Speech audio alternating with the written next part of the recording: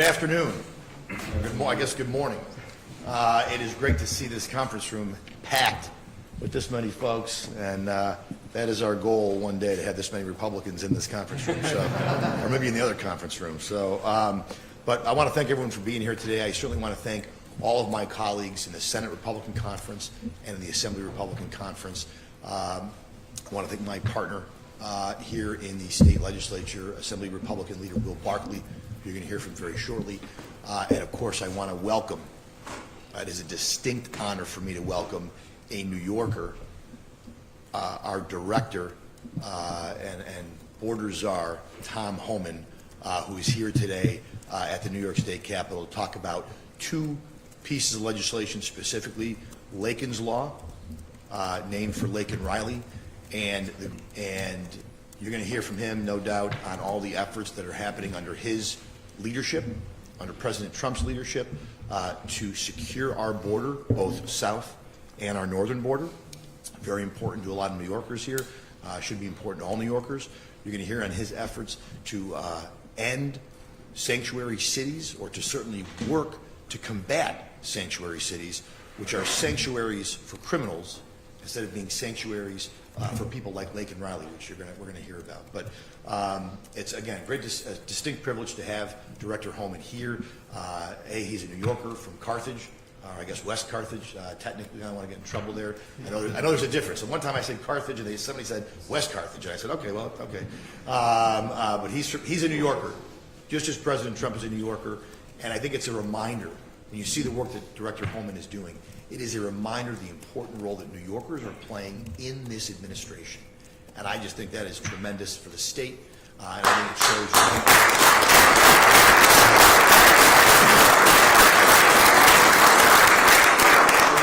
shows who knows better sometimes the crazy policies of the far left than New Yorkers, right? Because we have to live them every day sometimes here. So again, I'll let my colleagues talk about Laken's Law, the details, Laken's Law, Green Light Law.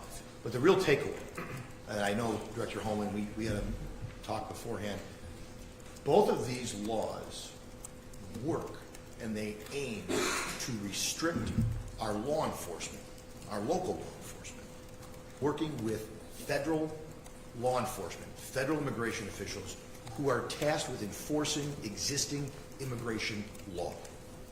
It puts our law enforcement, it puts them at greater risk.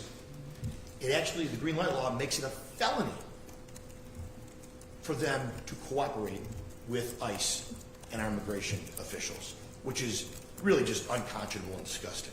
To actually tell a law enforcement officer who takes an oath to the Constitution of the United States and the Constitution of New York that they will be the felon, they will be the bad guy if they cooperate or work with Director Homan.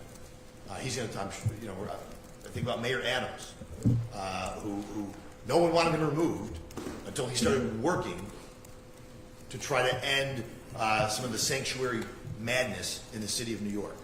And Director Homan, again, might be able to speak to that as well. But Laken's Law, Laken Riley would be alive today if it were not for Jose Ibarra and sanctuary policies here in New York that released him. He should have been on a plane somewhere, and instead he went to Georgia and murdered Laken Riley. And the Green Light Law, I've talked to Border Patrol agents, I've talked to immigration agents. This law is making their jobs more dangerous. It's making it more impossible to do what they have to do to protect the people of New York State. It's not about driver's licenses. If that's what it was about, that's all it would be in the law. But it's all about handicapping our efforts to police and secure our border and to deport people who are here illegally. And we're talking about the most violent and worst people who are here illegally. Criminals, gang members, people that you wouldn't want in your community if they were legal, let alone being illegal.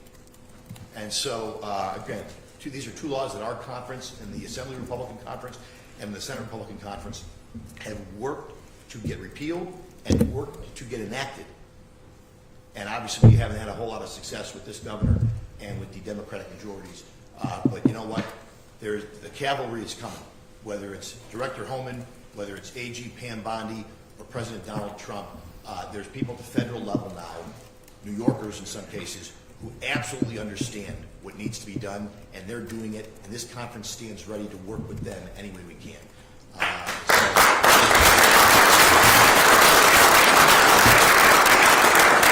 This time I'm going to call up my partner in government, my partner in the legislative side of things, and someone who I know has been a stalwart on these two issues, as well as a host of others, and that is my good friend, Assembly Republican Leader Will Barkley.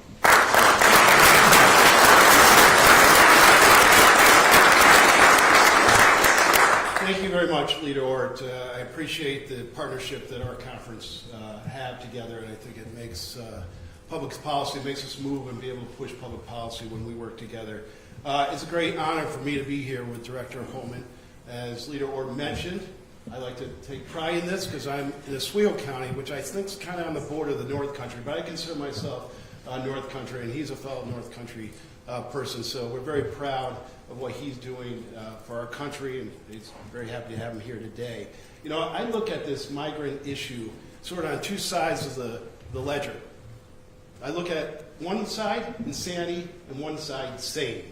And the fact that Biden administration opened the border, and I was writing this today, I was thinking, how many illegals came in during the Biden administration? I said first thousands. I'm wrong.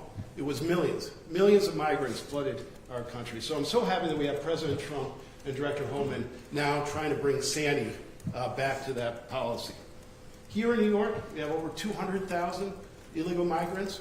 It's cost all in about $12 billion. That's insanity. It's costing us the housing fees, 220 approximately illegal aliens. The sanity is starting to recognize now that you can't continue to do that. Now, Leader Ort talked about the two bills, and I know we're going to have some of our members speak about it. The Green Light Bill gave undocumented immigrants the ability to obtain a driver's license. It doesn't allow national law enforcement to access DMV records. That's insanity. That's insanity. And certainly the sanctuary policies that we've instituted on the state and in New York City that ultimately led to the tragic death of Laken Riley, that's insanity. So we're going to bring some sanity back to this by introducing bills, and hopefully with all of us here and with the media giving us this coverage, we can get bills moved. So thank you again. I thank my conference. I thank all of you for being here, but mostly very pleased to have the Director Homan here. And with that, I'm going to turn it over to Senator Lanza. And if everybody could please join me in wishing Senator Lanza a happy birthday.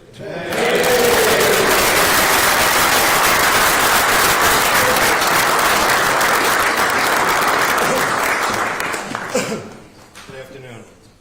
Thank you, Leader Ort, Leader Barkley. My name is Andrew Lanza, and it is my birthday. It's great to see you all, but it's even better to see Director Homan. Leader Ort said it's cliche, but Calvary has arrived. Laken Riley, a beautiful 22-year-old nursing student. Someone at such a young age who had already dedicated her life to helping her neighbors, to making the world better. Savagely murdered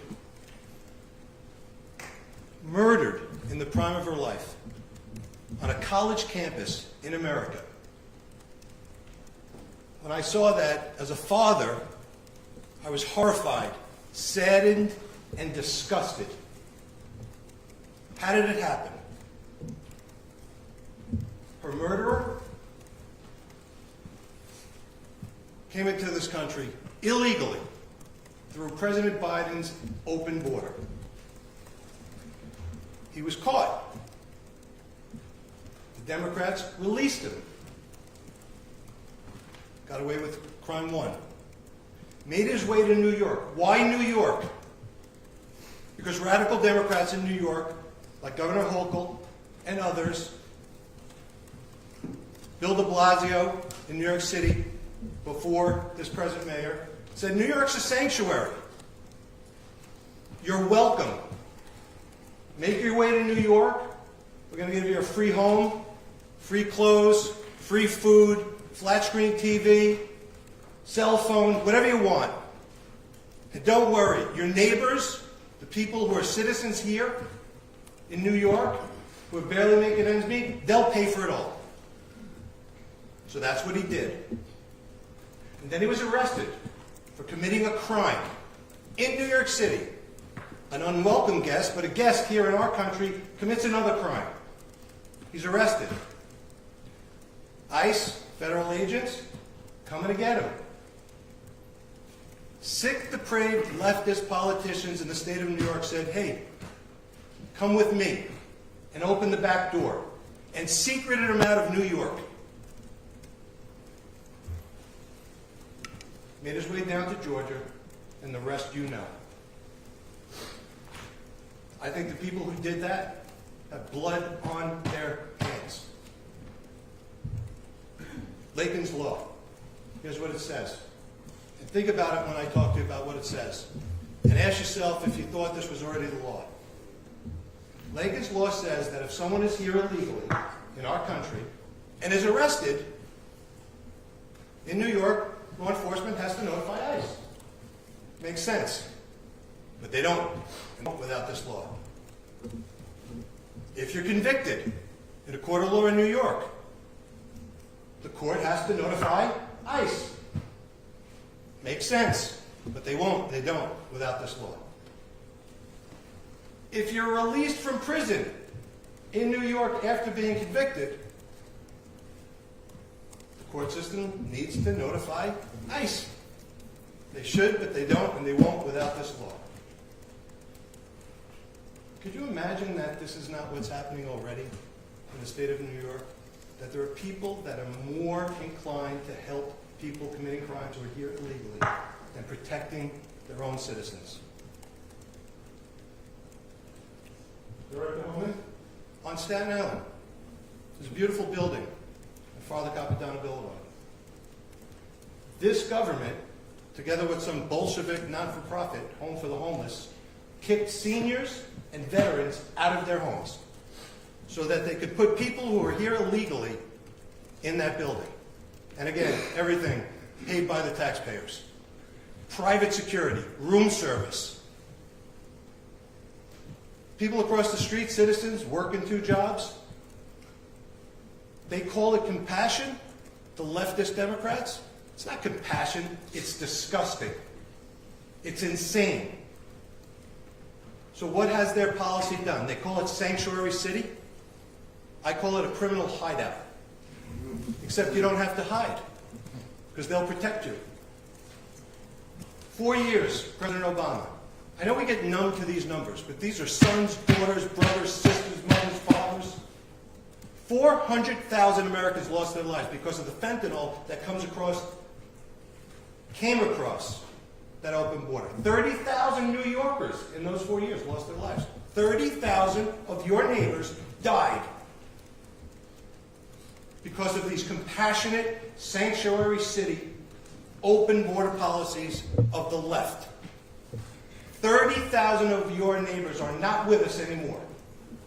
Who else has come across that open border in the name of compassion? Terrorists, cartels, God knows who. God knows who. We know one of them took the life of a beautiful 20-year-old girl, 22-year-old girl, a little more than a year ago.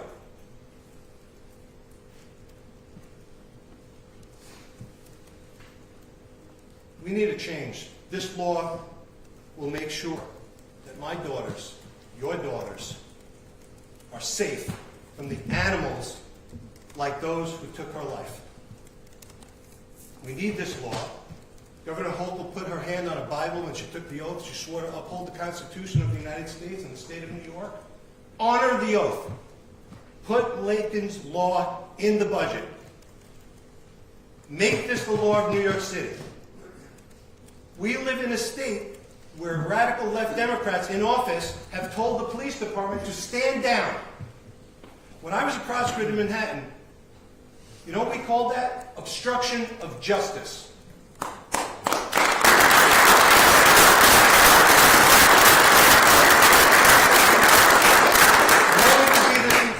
So we know it's part of their plan, but if we keep the pressure on them, maybe they'll see the light. I think there's a certain there's a certain poetry in the fact that while New York radical left elected officials were a big part of the problem in this country, two native New Yorkers, President Donald Trump and Director Tom Homan, are going and are fixing and are going to be the solution.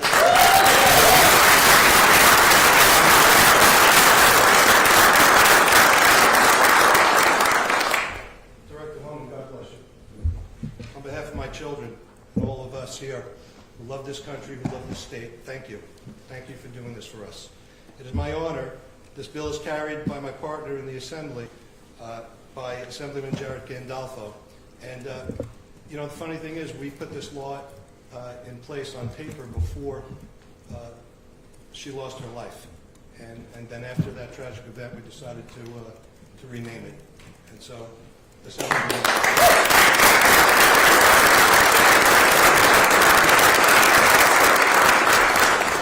First, it's an honor to stand here with all my colleagues in both the Assembly and the Senate, those of us here who are fighting for sanity in this state. But it's even more of an honor to be joined by Director Homan, who at President Trump's direction is leading that fight for sanity at the federal level. We are so fortunate to have him here and to have an administration that takes border security seriously and has done a phenomenal job so far. To date, the Trump administration has made great progress on border security, and Congress has passed and President Trump has signed the Laken Act at the federal level. And what that does is prioritizes criminal illegal immigrants for removal from this country. Now it's time for New York to follow suit and to do its part and assist in the apprehension of these individuals.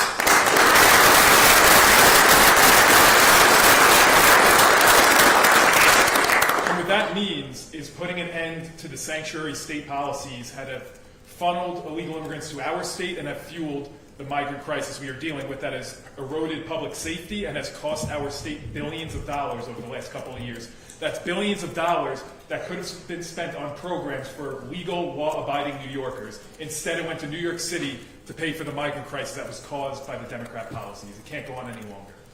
Now, Governor Hochul, she's had some tough rhetoric where she said, I think she would be the first one to call the federal government to remove criminal illegal immigrants, but Director Homan, I can't imagine your phone has been ringing off the hook for that moment. So it is up to us here to do something, because as it stands now, all those sanctuary policies are still on the books.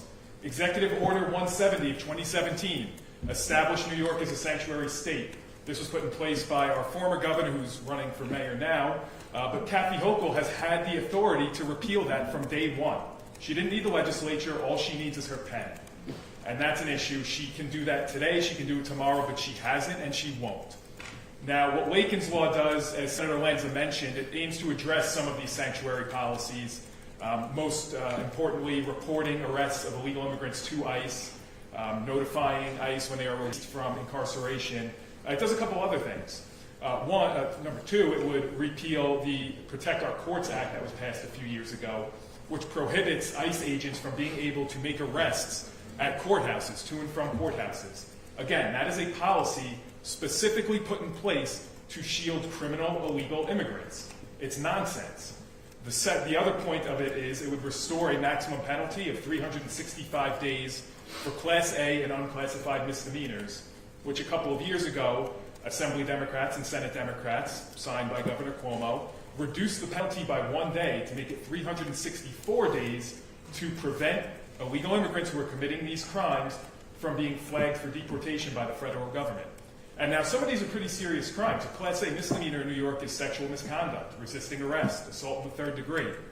Why on earth are we protecting those kinds of people from the federal government? Those people should be the first on the list to be sent back home and be no longer enabled to endanger New Yorkers.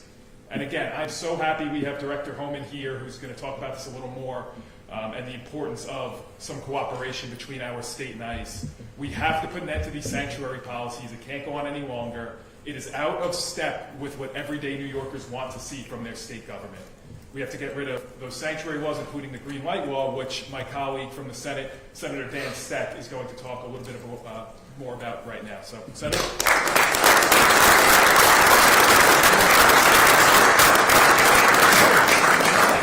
Good morning, everyone. Senator Dan Steck. I represent the North Country along the Canadian border from Lake Champlain all the way out to Ogdensburg. So that's Clinton County, Franklin County, and half of St. Lawrence County. Director Homan, welcome home, welcome back. It's great to have a fellow North Country native here in the room with us and having our backs both on the northern and southern border. Absolutely delighted. To talk about the green light bill. In 2019, one of the first acts after one-party rule came into effect after the 2018 elections, chomping at the bit, Albany Democrats couldn't wait to start their agenda. So in 2019, they put into place a law that they pitched as, well, this will just allow illegal immigrants to get driver's licenses that are indistinguishable from the rest of ours, to law enforcement or anyone that's looking at them. You can't tell the difference. So that they don't feel pressure and they can go to work and they can contribute to the economy. That was their stated argument. What they didn't highlight, which is the God's honest truth, is that that law also prohibits local and state law enforcement from coordinating with any federal agencies having to do with immigration. It prohibits them from sharing DMV data, the license plate readers that we all pay for that are all over the place. Our police can see them, but they can't share that information with the law enforcement. Now again, I represent a border community, and I can tell you that people along the northern border are terrified. I have been on the northern border many times with all my sheriffs and with Border Patrol. Last year, more illegal crossings on the Canadian border occurred in the Swanton sector, which runs from New Hampshire to Watertown, than the rest of the Canadian border combined. People are flooding in. They're coming predominantly, according to my briefings from Border Patrol, from Bangladesh and India. So they're not walking here and they're not swimming here. They're flying in airplanes. They're landing in airports. So they're already in a captured environment as far as, you've got to go through a border to get here. But once they get off the plane, they start making their way south. They're not flooding Seattle more than any other sector on the border. They're crossing in my district to go to New York City, because Kathy Hochul and the Democrats turn on the big magnet and says, come here, we'll protect you, we'll give you free food, you can step over the homeless veterans on your way into your free housing, we'll give you the cell phones and $1,000 a month EBT cards. That is the insanity of Kathy Hochul's Albany. She's done nothing to change it. She has emergency authorities, as we all learned from COVID, to waive any law. She hasn't lifted a finger to do anything with the green light law. Last fall, first week of school in northern Clinton County, 9 immigrants stopped a school bus at a school bus, banging on the door because they wanted to ride into town. I'm pretty sure the yellow school bus is internationally known. But these are parents putting on elementary school kids the first week of school onto, and that's their memory. Their cherished memory of first day of school in Clinton County was being accosted by illegal immigrants at our border, at a bus stop. It's absolutely insane. So in 2021, after a conversation I had with the sheriff of Clinton County, Dave Fabro, he said, why don't we at least exempt the border counties so that we can talk to our partners in green and do something about this. Great idea. Wrote a bill's in, it's carried by my friend and colleague, fellow North Country native Scott Gray, who you're going to hear from in just a second. It would simply it would waive the green light law, and it would allow, again, that communication.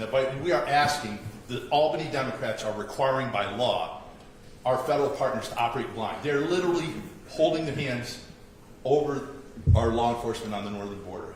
And again, the most heavily trafficked, illegally crossed, you're talking drug traffickers, human traffickers, you're talking fentanyl traffickers, gun runners, everything you got. They're back and forth between Montreal and New York City, my district.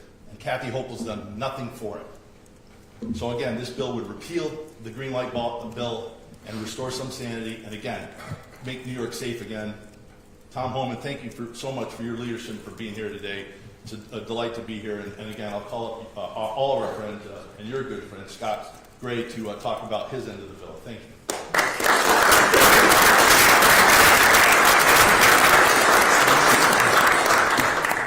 Thank you, Senator. It's a pleasure to be with you today. So I'm just going to dial it back a little bit, because I just want to point out, some of the gifts that keep on giving in New York State. And, we have one-party rule, and we have a lot of self-destructive policies with one-party rule. But they're gifted. You have to give them that much because they campaign on fixing their problems. So let me give you a couple of different examples. Affordability, you're hearing that word every other day here, probably every day here. And yet they propose over $250 billion budget, right? They have CLCPA, which is probably arguably the worst policy in New York State that is driving utility bills up.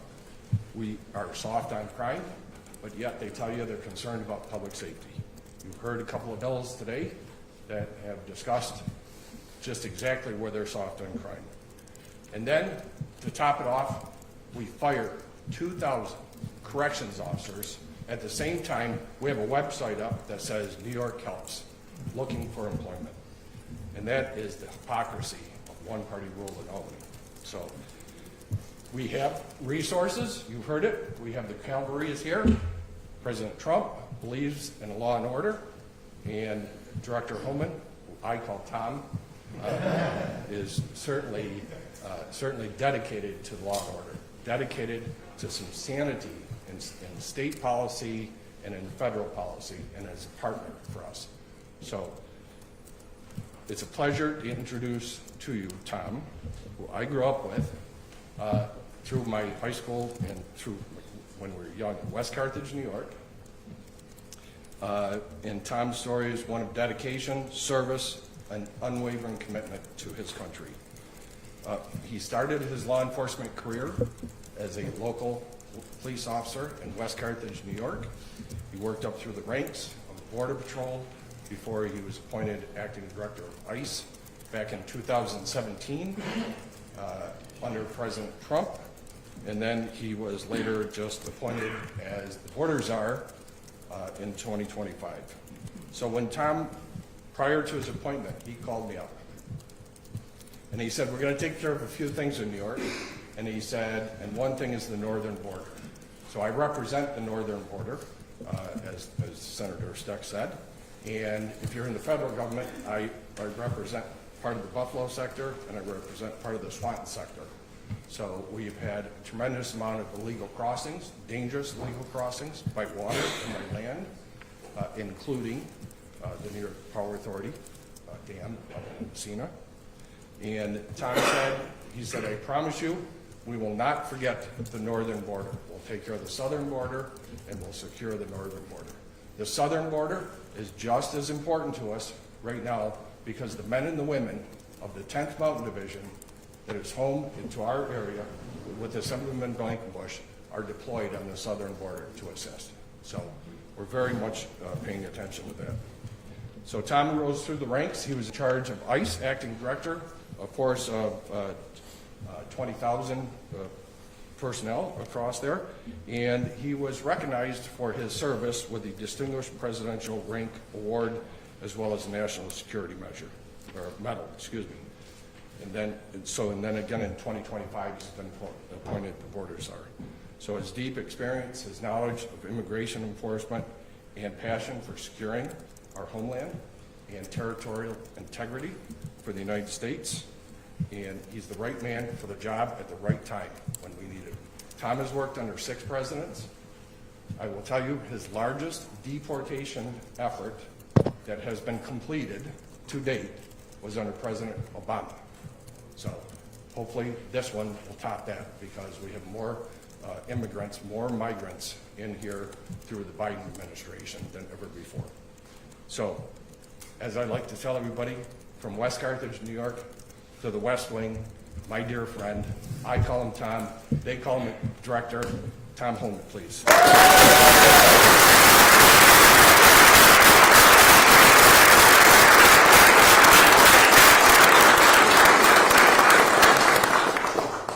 Well, before I start,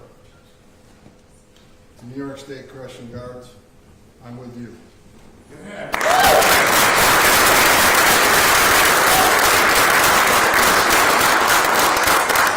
On my lane a little bit, these men and women stand behind the wire, some of the most dangerous people. And I think they should be honored and respected for the difficult job they do every day.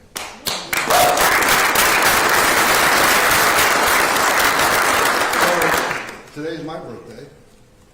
Every day's my birthday. And I worked for the greatest president of my lifetime, Donald Trump. And that's just a stone cold truth. I've worked for 6 presidents starting around Reagan. Every president I worked for took steps to secure the border. Even President Clinton and Obama took steps to secure the border because they understood you can't have national security. You can't have strong national security without border security. No one understood that better than President Trump's first term. His success on the border was unprecedented. unprecedented. Now, he just came back in office, and I came back out of retirement for the second time to serve as president, because I respect him so great. He did in 3 weeks what Joe Biden couldn't do in 4 years. Border numbers right now down 96%. 96% border numbers are down. He was at over 90% in 3 weeks. 96% decrease. That means when you got 96% less people crossing that border, less women are being raped by the cartels, less children are dying making that journey, less Americans are dying from fentanyl that comes across the north border, less women and children are sex trafficked, less terrorists are getting into this country. Joe Biden had 400 people on terrorist watch lists coming across the border. In 4 years under Trump 1, we have 14. The numbers are unprecedented.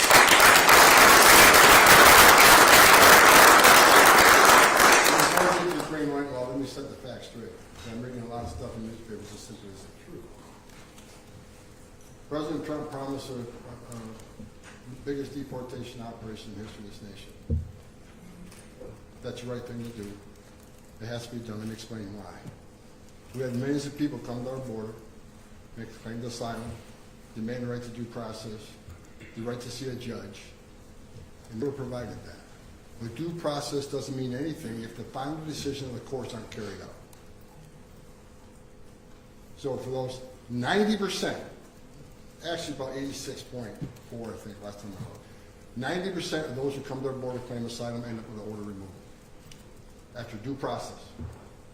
If we don't execute those orders, then what the hell are we doing? Shut down immigration court doesn't mean anything anymore.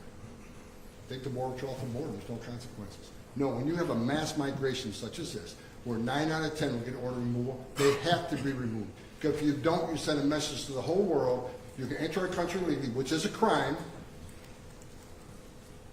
and you can ignore a federal judge's order to deport. If that's the message we want to send as a country, you're never going to solve the problem. Women will continue to be raped making that journey. Children will be raped making that journey. People will die making that journey. More Americans will die in fentanyl. We have to have consequences for violating laws in this country. So at the end of a historic illegal immigration, where the vast majority get ordered removed, there has to be an historic deportation operation, or the whole system is broken. So that's why it's necessary. And let's be clear, President Trump is committed, and I'm committed, that we're focusing on public safety threats and national security threats. The worst first. Look at the numbers that bear it out. But I read media reports that we arrested a lot of collaterals, non-criminals. Well, guess where most of them are being arrested at? Sanctuary cities, sanctuary jurisdictions. Because if you don't let ICE into jail to talk to the illegal alien that you locked in a jail cell, not us.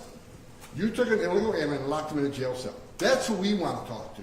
But instead of letting us give us access to it, honor and entertain it, what did you release them in the public? What does that mean? That means the men and women of ICE are about to go out in the neighborhood and find them. So sanctuary cities are going to get exactly what they don't want. More agents in the community and more collateral arrests because you have forced us in the community because you failed to let us into jail. What a shame. Why not give access? Someone in the country that committed a crime against you and sitting in jail. Why not give access ICE to that person so when you're done with them, we can have them and do our job? Because releasing a public safety threat back in the public is just stupid. Just common sense.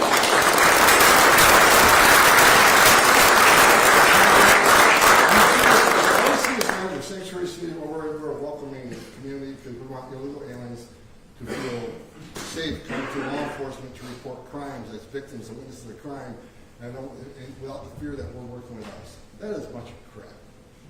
Victims and witnesses of crime don't want the bad guy back out there either. Yeah. When you release a public safety threat back in the public, it puts the public at greater risk because they will recidivate. Puts the public at greater risk of crime. It certainly puts the victim witness at greater risk. It puts the community at greater risk. It puts the officers at great risk. It puts the alien at great risk. Because anything can happen on street arrest. That's just stone cold fact. So let us in the jails. In my day, when I was an agent, a long time ago, I never heard of sanctuary jurisdictions. Law enforcement worked with law enforcement. New York State's my home. I was born here. raised here. I went to college here. Great city, Utica. I have a summer home here now. My life's dream is to retire in this state. But I can tell you right now, this is the state I grew up in. It's sad. Law enforcement don't have the respect they should have. This is the finest 1% this country has, to include corrections officers.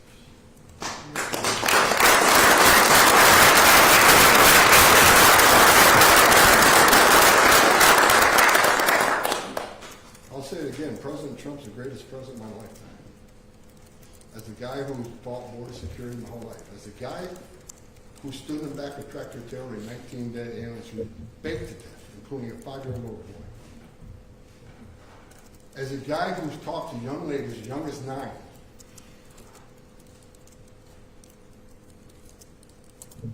who were brutally raped numerous times by members of the cartel for simply crossing the border as part of payment. As a guy who ran Operation Ice Storm in Phoenix, Arizona, where criminal cartels were killing aliens because they couldn't afford the smuggling fee, so they called the relatives up, tell them you pay twice as much or we'll kill them. And they did. Relatives being called up, listen to their relative being tortured because they couldn't pay smuggling fees. Now we got a president who wants to secure the border and save lives. Secure borders save lives. Like I just said, when you got the numbers down 96%, how many lives are being saved? When 96% less people are coming, how many women aren't being raped? Now under Joe Biden, they say, well, President Trump's policy is inhumane.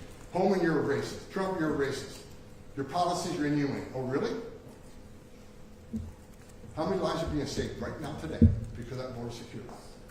Under Joe Biden, a record number of Americans dead from fentanyl coming across that border. A 600% increase in sex trafficking of young women and children. A record number of Americans dying from fentanyl coming across the border. Don't tell me about humanity. I've seen the worst of the worst. And everybody always says, why do you get so emotional? Why do you get angry? I get pissed off that anybody wants to purposely open this border up and put lives at risk. Open borders has killed a record number of Americans, killed a record number of aliens, and that's just a stone cold fact. Look at the data, it's there for you to see. President Trump's saving lives every day. President Trump committed to concentrate on the worst of the worst and driving down illegal alien crime. That's exactly what we're doing. I looked at the numbers this morning. We're about 35,000 interior arrests, somewhere in that neighborhood. Vast majority being criminals. There are non-criminals, but again, sanctuary cities is the blame for most of that stuff. So we're keeping our promise. I want to be clear. If you're in the country illegally, you're not off the table. I mean, that's clear from day one. It's not okay to be in this country illegally. It's a violation of law. If we're members of Congress saying it's not it's not a crime to enter the country, wrong. As a member of Congress, you should know the law says. It's ridiculous. Now we got Congress people out there saying they're educating illegal aliens to the Constitution and rights. Okay, you can claim that. We all know what's going on. You're teaching people how to obey law enforcement, which means we're arresting less child predators. We're arresting less people convicted of sex crimes and serious assault crimes because they're educated. Fine. You're not going to stop us. New York State, you got to change the sanctuary status. If you don't, get out of the way. We're going to do our job. I'd like to work with law enforcement. I think cops should work with cops. I thought we learned after 9/11 there should be no still fights. Should we work with cops and cops? Now let's talk about the green light law. Let's talk about your governor. Your governor who stand on national TV after the NYPD were assaulted by illegal alien gang members. You had a woman burned alive by illegal alien on a subway. Your governor stands on national TV. Well, I think criminal aliens should be deported. What's one of the first things she do? She goes down to New York City and tries to fire the mayor who wants to help me find public safety threats. Let me give a shout to Mayor Adams. Like him or love him, I called him up for 2 years by not doing enough. As a career cop, he wasn't doing enough.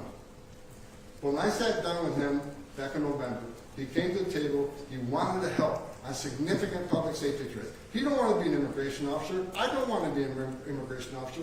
With the mere fact he wants to get us into Rikers Island, where people are locked up because they committed a crime. He wanted to get federal immigration authorities back into Rikers Island to talk to illegal aliens who committed a crime against a citizen. And the governor runs down there and wants to fire him because he's working with Tom Homan?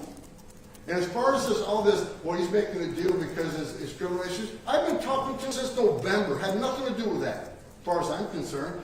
I'm happy that the mayor of New York City, the largest city in the world, is actually sitting down with law enforcement to make that city safer. He wants to be a law and order mayor. Then your mayor, who says criminal aliens should be deported, goes down and wants them out of office. Then she and at the same time she says it, she got a green light law, which prevents ICE and CBP, who again are focusing on national security threats and public safety threats. You can't access the DMV data? Then I see the chief of staff say the other day, Border Czar should know they can get that with a warrant. Really? ATF need a warrant? FBI need a warrant? DA need a warrant? U.S. Marshals need a warrant? This is an attack on immigration enforcement. That's plain what it is. And let me tell you something. In my 40 years doing this job, I've buried enough border agents, I've buried enough ICE agents. When you don't get access to important data that helps drive a criminal investigation, to help them to identify exactly who this person is, you're putting their life at risk. The men and women of the Border Patrol, men and women of ICE, they strap a gun to the hip every day, they put a Kevlar vest on, they put their lives on the line. We just lost one in Vermont a few weeks ago. And you can prevent these officers from having from DMV information that's going to help drive a criminal investigation on a national security threat, public safety threat. You're going to deny them information and know how bad this person is, because any cop in this room, and I was one of the first things you do is run DMV data to get more information on who this person is.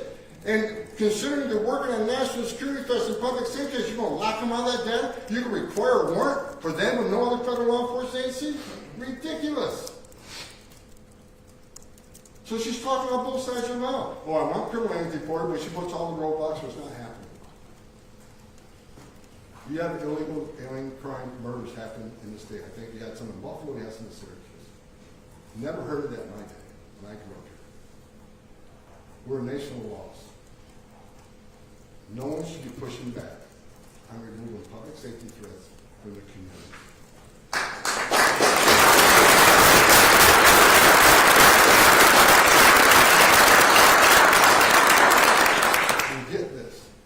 Let's say we went through the problem of getting a warrant, which is ridiculous on its face. The law says, then the bad guy gets notified with it. I can't even believe I'm saying this. Utterly ridiculous. You're going to notify the bad guy that he's being investigated. Every elected, I don't care if you're Republican, a Democrat, Independent, every elected official's number one responsibility is this: protection of the community. And what this green light law does is put your community at rest. Because we can't arrest the bad guy. We don't have information on that bad guy. We can't have data to help us support a criminal investigation, then the community's at risk. You're not just putting the officers at risk, you're putting your community at risk. And I'm done with it. I'm sick of it. This is my home. It always will be. And I'll do everything I can to protect it.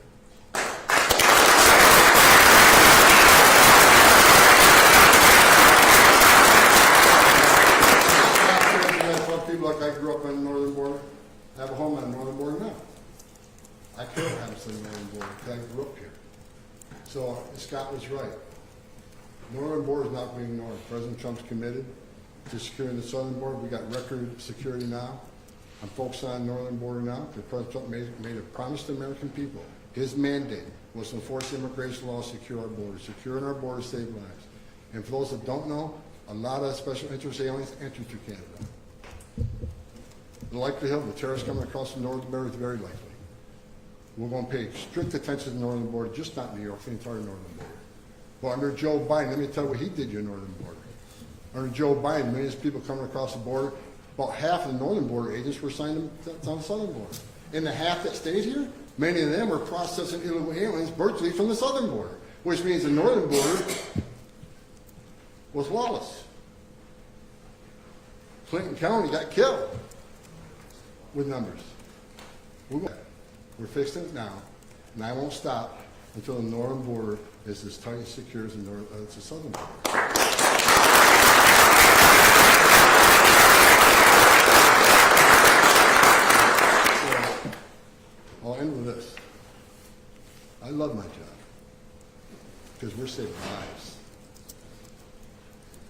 for a president who wants to save lives. I work for a president committed to make this country safe again. And that's exactly what we're doing. You want to hate on me? Hate on me. I eat it up. Because I know what I'm doing. And if anybody in the media or anybody that doesn't support this president and his mission, wear my shoes for 35 years and see the tragedies I've seen. I'm sick of it. Laken Riley, God bless her. Listen to 17 minutes of the...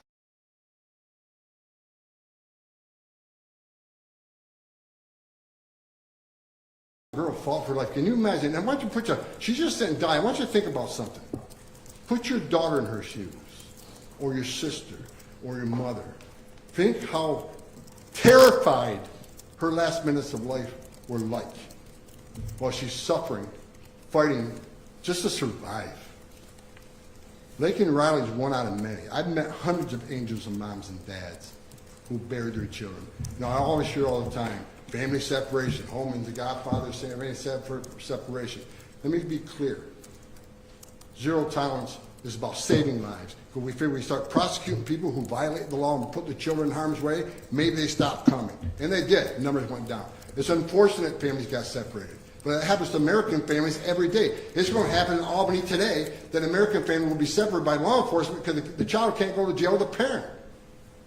But we want to talk about family separation? 500,000 children on Joe Biden were trafficked into this country. They can't find 300,000 of them. That's a separation. But you know what President Trump's committed? We're going to find them, and we're going to save them, because many of these children are in forced labor, many of these children are in forced sex slavery. We're going to save them. This administration. You want to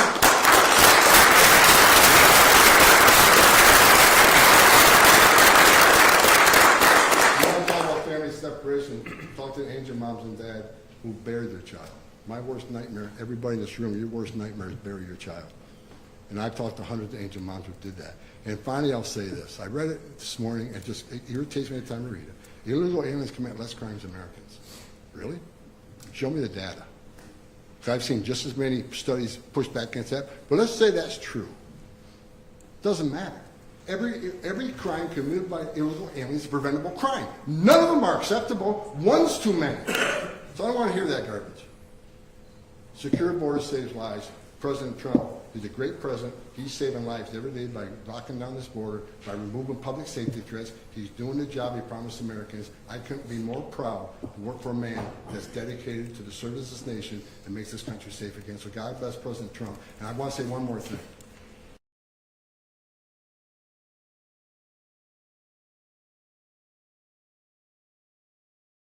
Alejandro Mayorkas did in 4 years. She's been out ICE, she's been out in CBP, she's been out in the Coast Guard. God bless Kristen Young, she's going to do a great job. Cash Patel, great pick for FBI. Pam Bondi, New York State, watch out for Pam Bondi.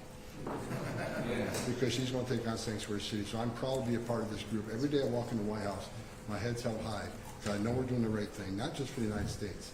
We're saving migrant lives, we're saving American lives, and we're making this country safe again. So I couldn't be more proud to work for this administration than the proudest moments of my life. I love my job, and I love New York, and I'll never forget about me.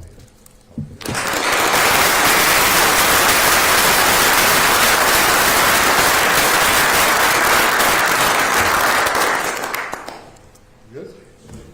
All right, questions? New York 1, Bernadette. Mr. Coleman, Bernadette from New York 1. Question about the pro-Palestinian protester who was arrested. President Trump said that he was distributing pro-Hamas flyers and that he wanted them out of the country. What more can you tell us about any violation of his visa? What crime did he commit? And another follow-up with Mayor Adams, you said that you were going to... This action is directly contradictory to the United States foreign policy. That's a Secretary of State.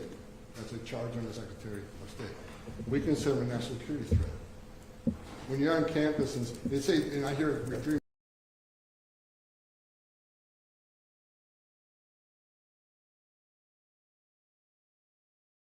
but when you go to a college campus, you incite protesting and locking down and taking over buildings and damaging property and handing out leaflets for Hamas, who is a terrorist organization. Coming to this country either on a visa or becoming a resident alien is a great privilege, but there are rules associated with that. You might have been able to get away with that stuff in the last administration, but you won't under this administration. New York Post one. Just to follow up quickly with Mayor Adams, you said that you'd be watching him and making sure that he would comply with whatever it is that you discussed. Are you getting a progress report from City Hall? Do you think he's doing a good job in following up with you? We're in discussions right now. How do you like what he's been doing since you met? What have you He's seen? made great commitments. We're already working on some things. I can't share it all with you right now because until we get a signed agreement, I don't want to comment on it. I'm not going to give anybody credit until I get something on paper. But we're meeting again this week. New York Post, Vaughn. Sir, you mentioned the green light law, the executive order in place that governs a lot of the state's sanctuary policies. Both of those things were put into place by former Governor Cuomo, of course, running for New York City mayor. Does the former governor have any place in New York politics, in your opinion, given these things? If he supports sanctuary laws, no. I don't think so. Every elected, let me make it clear. Every elected official should want to do everything they can legally to make sure public safety threats are removed from the community. If he doesn't support that, I don't support him. I mean, it's just, there's no excuse for someone being the country leader to commit a crime and not being handed over to ICE. I don't understand it. It's just, they're here in violation of law. That's not okay, first of all. And a lot of people are looking at it, they're just not criminals. Let's get back to members of Congress educating people. They're educating people who enter country legal, which is a crime, got convicted of a serious offense, and were ordered removed by a federal judge after due process. Who doesn't think they should be removed, for God's sakes? What system of laws we need to follow? Buffalo News, Rob Gavin. Hi, I just want to ask, a few months ago there was talk that there could be a situation where your department would be looking to keep cars with New York license plates from re-entering the country, at the border, if there was not compliance with sharing information. Is that something that's under consideration No. still? I made that comment comparing what I just said. How would she feel if we did that? Just made a decision that hurt New Yorkers. How would she feel? It's just, so that was what I brought up. She can do this, hurt law enforcement, which I think hurts New Yorkers and makes this state less safe. How would she feel if we just locked out NCIC for all the New York State law enforcement? The feds own the NCIC. Why would we lock that up? Well, I was making this comparison. She makes the decision, puts her state at great public safety risk, and puts her officer at great risk. What if I did the same thing, or this administration did the same thing? You know what? We won't, because we want to protect New Yorkers. As a follow-up, what is the border situation now at Buffalo as compared to the Swan sector? The numbers are down about 68%. Jason Not Politico. 96%. We still got to get there, but like I said, we had to put the resources where the fires were. The biggest fires were down south. We're 96% down. Northern border is about 68%, depending on what sector like that. We got more work to do. We're a hell of a lot lower than we were in the last administration.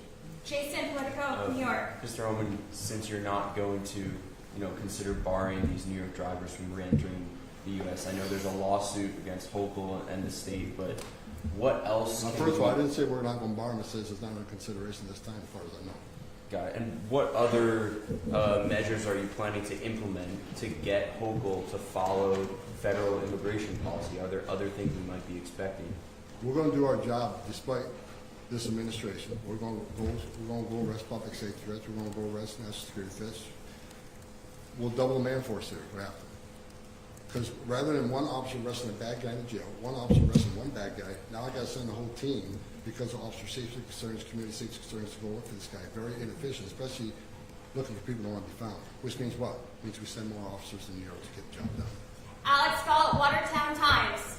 Hi, Mr. Homan. Thanks for doing this. I wanted to ask, when it comes to fentanyl crossing the border, we've seen a relatively small amount coming in from Canada. At the same time, the president is talking about using tariffs against the Canadians to get concessions from them on border security and on reducing fentanyl coming into the country. What are you doing specific to drug enforcement along the border, and what would you like to see considering how low the numbers are already? Well, it's just not about fentanyl, too. It's about immigration. There's other things to consider. I'm working with members of Canada. I've met with them twice. I'm meeting with them again next week. We're working on it. Mexico, Canada's willing to come to the table and do some things. The president doesn't think they're doing enough. And I think the president has proven over and over again his negotiation skills are unmatched. I think he's going to get exactly what he wants. We'll have the most secure northern border in the history of this nation because of President Trump's negotiation with the country of Mexico. Mark Ronich. Mr. Homan, thanks for coming to Albany. I wanted to ask you about since you're from West Carthage, you know about the Akwesasne Indian Reservation. That seems to be a hole because they're a sovereign nation where the illegal immigrants are coming through the Akwesasne Reservation. What can you do to plug that hole? That's one of the subjects we talked about. I Canada. can't hear you. That's one of the subjects I mentioned and talked to Canada about. We're putting together a plan to deal with that. I don't want to give. What's your thoughts on It's it? law enforcement sensitive. I don't want to tell you exactly what we're talking about. Canada, we specifically talked about the reservation and the danger it imposes. So we're working on a plan for that now. I can't share a lot with you kids. I don't want to shorthand, but it's got my attention. Again, I grew up here. I know what happens there. And Canada also realizes it's an issue. So we're working on a plan to deal with it. Kate Lisa Spectrum. I'm just curious if you contacted Governor Hochul's office and tried to get a meeting with her and if there was a response. No, she's got my phone number. She can call me. New York Times. Mr. Homan, do you expect, or are ICE removal operations right now off limits in shelters across the state, or do you expect that to change over time? And also, what do you, I mean, you sort of spoken to this a little bit, but what do you make of, the city's policy of requiring a judicial warrant for ICE to go into certain locations? Is that obstructive? No, it is. It's terrible policy. And as far as the sense of location policy, we had our own sense of location policy, and we did away with it. I'm glad you brought that up because, people are saying, "Oh, ICE is going to raid schools. ICE is going to raid churches." It's just such crap. We're not going to raid churches. We're not going to raid schools. But however, we're going to be like every other state and local and federal law enforcement agencies. If there's an MS-13 gang member that's going to high school, and he's wanted for serious public safety violations, we're going to go in that school and arrest that MS-13 member if we know he's there. He's there right now. He's a public safety threat. We have a warrant. Let's go get him. We know where he's at, so he doesn't get away. So it's not about raiding schools. It's not about raiding churches, but less pushing it, trying. We want to. No one instills fear in the immigrant community. Is the left, the Democrats. They instill fear. ICE is going to raid schools, and we got kids not going to school because they think their school's going to be raided. It's ridiculous. What about the shelters in the city? Is that an area you guys are staying away from right now, or do you expect to go into those at some point? We're going to enforce the law no matter where it is. Gotham. Next question. Mr. Homan, thanks for doing this. Specifically, if Laken's law doesn't pass, if this lawsuit against the Green Light Law goes nowhere, what are the different kinds of things you would consider doing? What are the other steps of courses of action you can do? And specifically with that pro-Palestinian student from Columbia, on his arrest papers, what exactly does it say in terms of the charge? I'm familiar with that charge. I can just tell you what my discussions have been with it, is that it's a direct violation of our foreign policy objectives. When you hand out leaflets, incite violence on the college campus, that's illegal. Being in this country with a visa or a resident alien card is a privilege, and you got to follow certain rules. Resident aliens get removed all the time when they commit certain crimes. So he's no different. And he's not going to be the only one. Your first question is about, look, Pam Bonnie's already filed a lawsuit. If she has to keep filing lawsuits, that's what we're going to do. I'm hoping the voters of New York State see what we're doing. And I'm not asking somebody to vote either way. I can't do that. But I'm saying that I think the voters look at exactly what ICE is doing, who we're arresting. I think President Trump has a lot of support for what he's doing. The majority of Americans believe in removing criminal threats. And I think New York feels the same way. I don't know if your elected politicians do. I know the ones behind me do. But I'm hoping that more and more we educate the American people exactly what we're doing, exactly who we're arresting. I think there's going to be pressure put on New York to do their common sense thing to protect the communities of the state. So I just want to be sure, if you're not familiar with what the arrest charges are. I have not read the arrest report. I've been traveling, but I'm aware of the arrest. I'm aware of why he was arrested, and it's justified what happened to him. CBS Tom Eshwin. Mr. Homan, you go down the street here in Albany, they're down dozens of police officers. Do you think local law enforcement has the resources to both cooperate with ICE and also conduct public safety for Americans that are committing crimes? Yes. Why? Because they want public safety threats out of their community too, and they're willing to work with feds to make that happen. Every time I go to New York City, I don't think I've ever seen an NYPD officer that didn't come shake my hand and thank me for what we're doing. They want to help. These officers, they don't get paid a lot of money, but they want to protect their community, and they know someone's here illegally, and they can help not only remove them from the community, remove them from the country, make the community safer. They're all in. And I don't think it takes a lot of... Rather than arresting the same guy 5 times, arrest him once, give him an honest. You don't arrest him anymore. I think it's going to relieve a lot of officers' time on the streets. And plus, we're talking about, again, I'm not asking the immigration officers. I'm talking about let us in your jail to arrest a bad guy in the jail. That way the PD's not dealing with him anymore when he goes out and recommits. So I think let's put it this way, I've never met a law enforcement officer that came to me and says he does not support the removal of criminal aliens. It makes our community safer, and that's what they're all about. That's why they wear that badge. That's why they took that oath. Do you think the dismissal of the charges against Adams will make immigration enforcement easier in the city? It has nothing to do with anything about his, I don't know anything about his criminal investigations on my lane. I truly believe, I sat down with the guy. I saw a career cop in him really concerned about making New York City safer. And I'm going to be clear on this. Not every criminal in New York is an alien. Not every alien's a criminal. Public safety threat. But there's some that are. So I think he shares a feeling with me. If we meet New York safer by removing public safety threats that are in the country illegally, that's less he has to deal with that makes the community safer. Every public safety threat, illegal alien we take out of New York City makes that city more safe. Last question, time's Union, Dan Clark. Right here. Hey, Mr. Homan. Hi. Thanks for coming here. Just to clarify with the governor, so has there been any communication between you and anybody in her administration? And second... She hasn't communicated with me. She hasn't communicated with you, and has your office reached out at all? No. And the mayor, you said that you're waiting, you're Let's negotiating... be clear, I'm doing nothing wrong. She is. On the signed agreement with the mayor, can you just kind of clarify what you're seeking there? Like what it would take to get an agreement, I guess? Are you just seeking like a signed agreement on the Rikers? No, I want to get, no, the mayor's committed several things. You can get us in Rikers Island and help me find 300,000 children where many of them will be in New York City. Children that are in forced labor. Not all of them. Some of these children will be with families. It's perfectly fine. But look, I've done this for 40 years. I guarantee some of these are in forced labor. We've already found some in forced labor. ICE's already had investigation in meat packing plants and other things. They found these children. We want to save the children. He equally is committed to finding children, and the immigration consequences will come later. But right now, many of these children are waking up, living a nightmare every day, and he's equally concerned that we save these children. So he's trying to do the right thing. I really truly believe he wants to make New York City safer, and you make New York City safer when you work with federal law enforcement partners, not lock them out like New York State's done. Why do you think that's Are you why talking with Hochul, any new counties to sign new 287G agreements? why do you think that's why Hochul wanted to fire Adams? Because he wants to help enforce immigration law, and then remove not enforce immigration law, because he agrees that illegal aliens are public safety threats. Let me be clear. This is my record on statement. Because he wants to help make New York City safer by removing illegal aliens who shouldn't be here, have committed a crime against U.S. citizens.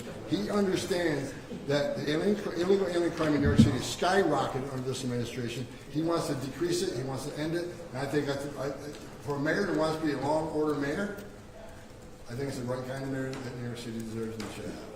Okay, let me be clear. He made it clear to me, Tom, I don't want to be an immigration officer.